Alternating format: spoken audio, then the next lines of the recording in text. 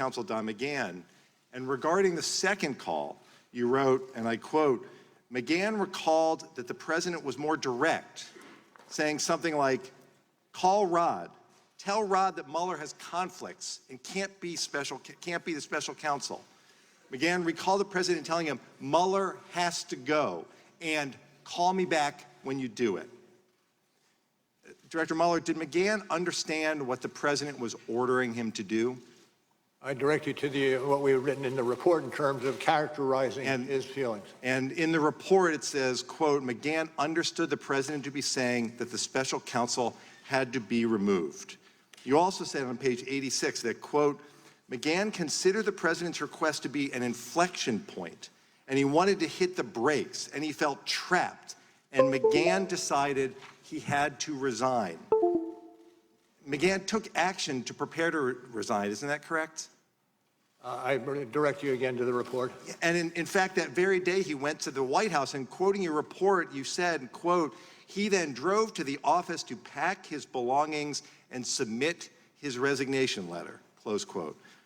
That is directly from the report. It is. And before he resigned, however, he called the president's chief of staff, Reince Priebus, and he called the president's senior advisor, Steve Bannon. Do you recall what McGahn told them? Whatever was said will appear in the report. It is. And it says on page 87, quote, Priebus recalled that McGahn said that the president asked him to do crazy expletive. In other words, crazy stuff. The White House counsel thought that the president's request was completely out of bounds. He said the president asked him to do something crazy. It was wrong. And he was prepared to resign over it. Now, these are extraordinarily troubling events, but you found White House counsel McGahn to be a credible witness, isn't that correct? Correct. Director Mueller, the most important question I have for you today is why? Director Mueller, why did the President of the United States want you fired? I can't answer that question. Well, on page 89 in your report on volume 2, you said, and I quote, substantial evidence indicates that the president's attempts to remove the special counsel were linked to the special counsel's oversight of investigations that involve the president's conduct, and most immediately, to reports that the president was being investigated for potential obstruction of justice, close quote. Director Mueller, you found evidence, as you lay out in your report, that the president wanted to fire you because you were investigating him for obstruction of justice. Isn't that correct? That's what it says in the report, yes. And I stand behind the report. Director Mueller, that shouldn't happen in America. No president should be able to escape investigation by abusing his power. But that's what you testified to in your report. The president ordered you fired. The White House counsel knew it was wrong. The president knew it was wrong. In your report, it says there's also evidence the president knew he should not have made those calls to McGahn. But the president did it anyway. He did it anyway. Anyone else who blatantly interfered with a criminal investigation like yours would be arrested and indicted on charges of obstruction of justice. Director Mueller, you determined that you were barred from indicting a sitting president. We've already talked about that today. That is exactly why this committee must hold the president accountable. I yield back. The gentleman yields back. The gentlelady from Alabama.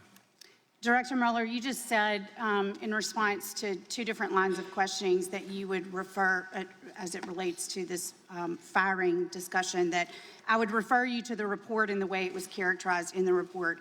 Importantly, the president never said fire Mueller or in the investigation, and one doesn't necessitate the other. And McGahn, in fact, did not resign. He stuck around for a year and a half. On March 24th, Attorney General Barr informed the committee that he had received the special counsel's report, and it was not until April 18th that the Attorney General released the report to Congress and the public.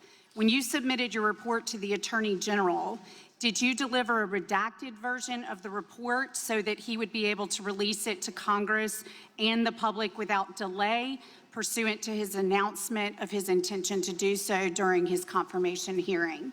I'm not going to engage in discussion about what happened after the production of our report. Had the Attorney General asked you to provide a redacted version of the report? We worked on the redacted versions together. Did he ask you for a version where the grand jury material was separated? Not going to get into details. Is it your belief that an unredacted version of the report could be released to Congress or the public? That's not within my purview.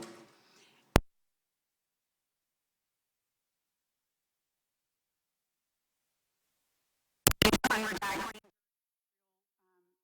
6E material. Why did you not take a similar action so Congress could view this material?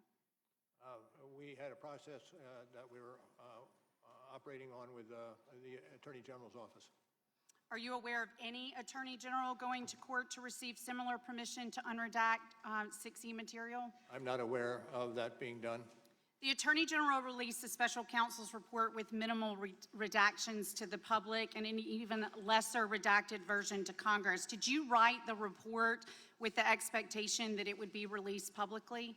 No, we did not have an expectation. We wrote the report understanding that it was demanded by the statute and would go to the Attorney General for further review. And pursuant to the special counsel regulations, who is the only party that must receive the charging decision resulting from the special counsel's investigation? With regard to the President or generally? No, generally. Attorney General?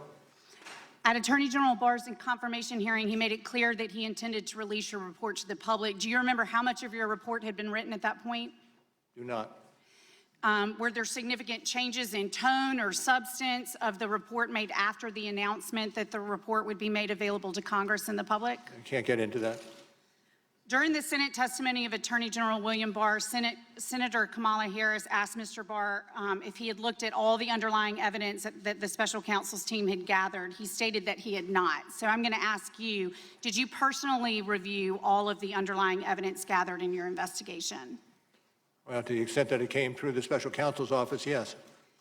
Did any single member of your team review all the underlying evidence gathered during the course of your investigation? As has been recited here today, a substantial amount of work was done, whether it be search warrants or My point is there was no one member of the team that looked at everything. that's what I'm trying to get at. Okay, it's fair to say that in an investigation as comprehensive as yours, it's normal that different members of the team would have reviewed different sets of documents, and few, if anyone, would have reviewed all of the underlying. Thank you, yes. How many of the approximately 500 interviews conducted by the special conference did you attend personally?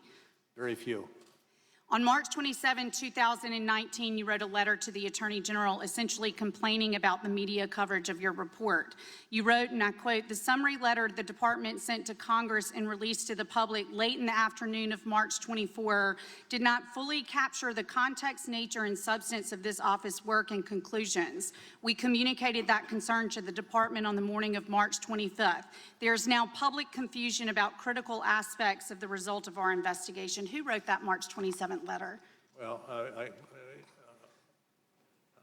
I can't get into who wrote it, the internal deliberation. But you signed it. What I will say is the letter stands for itself. Okay.